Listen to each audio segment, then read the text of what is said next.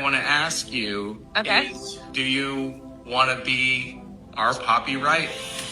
You're lying! That was Emily Bader being cast as Poppy in the screen adaptation of Emily Henry's best-selling novel, People We Meet on Vacation. Our lead duo, Alex and Poppy, are played by Tom Blythe, who you might have seen in The Hunger Games. He's going to be playing Alex. And then we have Emily Bader from My Lady Jane, who will be playing the role of Poppy. Best-selling author Emily Henry said, "I watched their chemistry breed 4 times in 12 hours, and I loved it more every single time." Additional actors cast in the film include Sarah Catherine Hook from The White Lotus, Jamila Jamil from The Good Place, Lucy and Laviscount from Emily in Paris, and Lucas Gage from Smile 2. So where can you watch it? People We Meet on Vacation is being produced by Netflix, so most likely you're going to be able to stream it on the platform. However, no official release date has been announced just yet. If you want to read along before the movie comes out, my bestie and I have a modern day book club podcast called A Novel Bunch, and this is I'm walking too far ahead. You're calling to me. I can't hear what you said. But you said go slow. I fall behind. You wanna go somewhere else?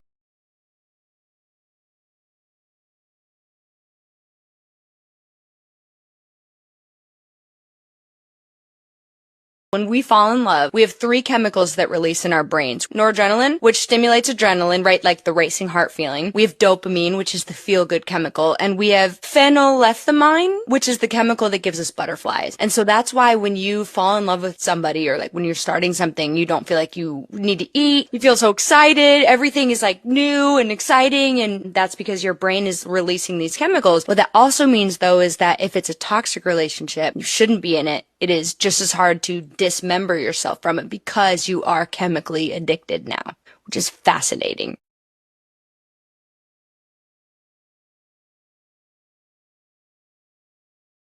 Hey Bunchies, all right, yes, I did just get my lunch, but I have really exciting news. It is now that time to place your vote for June's Book of the Month. We are so excited. We have a couple selections, so check them out in the next stories and cast your vote. I'm going to give you a snapshot of what the millennials and Gen Zs are living on a daily basis. Number 1 is going to be the job market and this looming recession. That's putting uncertainty on millennials and Gen Zers, especially the younger crowd who is just graduating college, who just invested tens of thousands of dollars and now can't find a job, or even if they just got a job, they're in fear of being laid off. That's creating a little uncertainty. And with this uncertainty, it's creating a whole slew of problems. And the biggest one on the top of the list is our birth rate. Even the Wall Street Journal recently did an article that our U.S. fertility rate was lower in 2023 than any year since 1979. And I wanted to do some research and figure out why this is. But I did a poll on my Instagram and 2,200 people answered this poll. And 49% of people who can have children right now are not choosing to do it because of the fear of the economy and because of their finances. And another 17% said that they're not having children because of the uncertainty of the future. That could be the foreign wars, that could be our political divide, democracy, AI coming for our jobs, or just the economy getting worse in general. But 66% of people who can have children aren't having children